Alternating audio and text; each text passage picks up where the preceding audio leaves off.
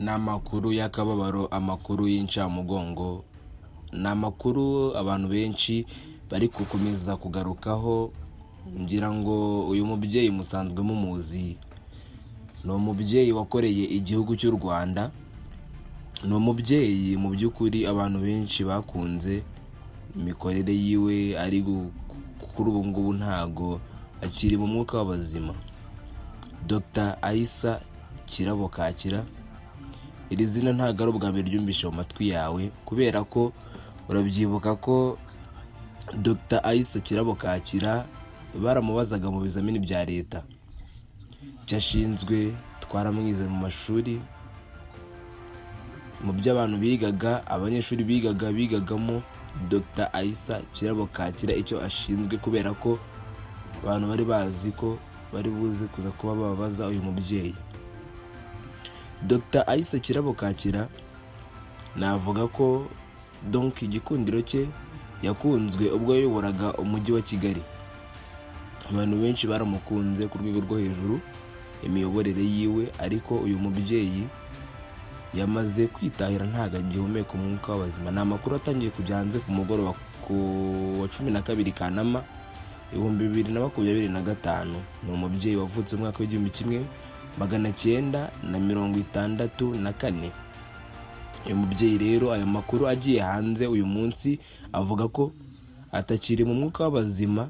Hanyuma icyamwishe biravuga ko ari uburwayi, ni uburwayi ngo ariko bwari bumaze igihe kirekire, ni indwara yari amaranye igihe kirekire niyo imuhitanye. Gusa iby'ubwo burwayi bwe bwari bumaze igihe kirekire ntabwo bwigeze bitangazwa ngo ese iyo ndwara ni iyihe, ariko bivugwa ko ari uko nguko byaje kurangira. Ndetse navuga ko n'ikintu cy'ibanze muri aya makuru kimwerekeye ubu ngubu ni ukumenya ngo uyu mubyeyi ntago agihumeka umwuka w'abazima. Benshi bari kurira cyane, benshi bari gutanga n'ibitekerezo bigiye bitandukanye, ariko kandi ni inshingano yari afite uyu munsi. Yakoreraga muri Somalia, benshi bari gukomeza kurizwa cyane n'uyu mubyeyi. Uyu mubyeyi kuri ubu ngubu upfuye afite imyaka 61. Yakoraga mu muryango w'abibumbye ushinzwe gufasha abanyasomaliya. Ngira ngo murabizi ko muri Somalia harimo ibibazo byinshi, ni igihugu cyugarijwe n'intambara, ibyihebe gutyo. Niho uyu mubyeyi ngira ngo izo nshingano yahawe 2023 turi buze kuza kuba twazigarukaho mu buryo burambuye, kubera ko ubu ngubu niho yarari, kandi yakoreye umuryango nk'umunyamabanga mukuru wungirije wa UN, umuryango wa bibumbye, ishami rishinzwe guteza umujyi imbere, hibandwa cyane kubungabunga ibidukikije cyangwa se kubungabunga amahoro.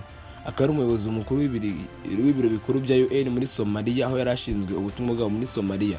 Ajya gukora izi nshingano. Aissa Kakira yakoreye indi mirimo myinshi igihugu cy'u Rwanda, irimo kuba yarabaye umuyobozi w'umujyi wa Kigali, ariko kandi yanabaye ambasaderi w'u Rwanda mu bihugu bitandukanye nka Ghana na Benin ibindi, ndetse akaba yaranayoboye intara y'Iburasirazuba mu gihugu cy'u Rwanda. Ni umuhanga kuko afite impamyabumenyi ihanitse ibijyanye no kuvura no kwita ku matungo, yakuye muri kaminuza, yakuye muri James Cook muri Australia, akanagira impamyabumenyi y'icyiciro cya 3 cya kaminuza yakuye muri kaminuza ya Makerere mu gihugu cya Uganda. Ariko iyi mpamyabumenyi yakuye muri Australia yize ibijyanye n'ubuveterineri, ariko n'ubuveterineri bujyanye no kuba na reproduction, donc ni ibijyanye no kororoka kw'amatungo. Yari umuhanga wo ku rwego rwo hejuru muri ibyo bintu, kubera ko impamyabumenyi yikuye muri iyi kaminuza. Urumva mu bijyanye n'ubworozi yari umuhanga wo ku rwego rwo hejuru. Ariko kandi tugaruka ku bijyanye n'inshingano yakoraga uyu munsi,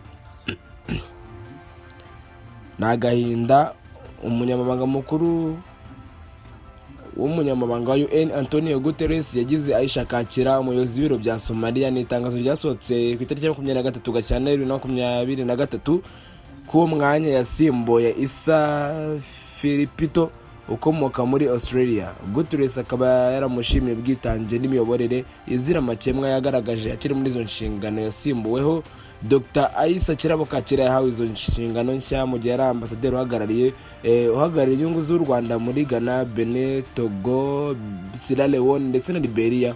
Urumva ni ibihugu byinshi bigiye bitandukanye kuko nabikugejejeho.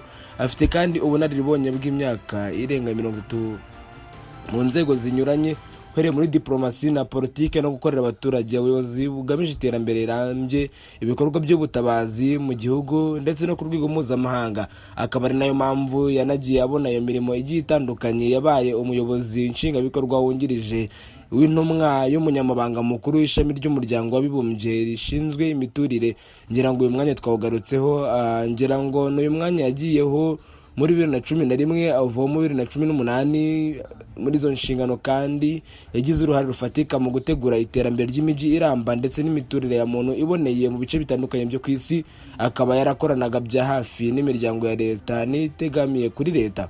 Guhera 2006 kugeza 2011, Dr Kakira yabaye umuyobozi w'umujyi wa Kigali, ndetse muri uwo mwanya wa 2011 nibwo yabaye guverineri w'intara y'Iburasirazuba mu gihe cy'amezi agera ku 9. Muri icyo gihe yamaze mu ntara y'Iburasirazuba, yagize uruhare mu gutegura igenamigambi ry'imijyi yo muri iyo ntara ihana imbibi n'umujyi wa Kigali. Mu yindi mirimo kandi Dr Aissa Kakira yabaye umudepite, agira uruhare mu mirimo ikomeye, mu mirimo itandukanye iri mu nshingano z'intumwa za rubanda hamwe n'ubukangurambaga bugamije kwigisha no guhugura abaturage mu bijyanye n'amategeko. Nuko nguko bimeze. Uyu mubyeyi mu by'ukuri atashye, urumva ibigwi bye birafatika. Yakoze ibishoboka byose, akora ibyo yarashoboye, yubaka igihugu, ibijyanye n'imiturire, umuhanga, abaye umudepite, yakoze mu nzego zigiye zitandukanye muri Loni. Donc nakubwira ngo ni umubyeyi utahanye ibigwi buri umwe wese yakwifuza gutaha avuga ati kuri iyi si makoze iki? Ese muri iyi myaka nabayeho, nabaye akamazi, nakoze iki? Namara iki abaturage, namara iki igihugu, namara iki bagenzi banjye, namara iki mu by'ukuri umuryango wanjye? Ni umubyeyi utashye mu by'ukuri, asize ibigwi bikomeye cyane mu gihugu cy'u Rwanda ndetse no ku isi yose. Ngira ngo ni urupfu rwabaje perezida wa Somalia. Ngira ngo igihugu yakunda gukoreramo cyane, aho perezida w'igihugu cya Somalia Hassan Sheikh Mohamud yahumurije abanyarwanda ndetse n'umuryango wa Dr Aissa Kirabo Kakira, agaragaza ko yifatanyije n'abanyarwanda ndetse n'umuryango wa Kakira muri ibi bihe navuga ngo bigoye, bitoroshye cyane. Igihugu cy'u Rwanda ndetse n'umuryango wa Aissa Kirabo Kakira uri gucamo, kanswe ko ari urupfu rwarishije abantu benshi cyane. Nuko nkuko bimeze, Imana yacira mu bayo, imuhe iruhuko ridashira. Ngira ngo nkomeze nanjye nihanganishe abanyamuryango ba Dr Aissa Kirabo Kakira n'ubundi nka Special TV Show, ndetse nanjye kwihangana Elisa Reponse. Nijye uri kubagezaho iyi nkuru ibabaje, inkuru y'akababaro ku muryango nyarwanda ndetse no ku isi yose muri rusange. Kurumva uyu mubyeyi ntabwo yafashaga abanyarwanda gusa, cyangwa ntabwo yakoreraga mu Rwanda gusa, yakoreraga hafi ku isi yose. Reka rero mbibutse gukora subscribe, mudusharingira ikiganiro nimba mwanyuzwe nacyo, cyangwa se nimba ubabajwe n'iyi nkuru, rero comment, usige like, dasigaye dukomeze, mugire kwihangana n'ibihe byiza.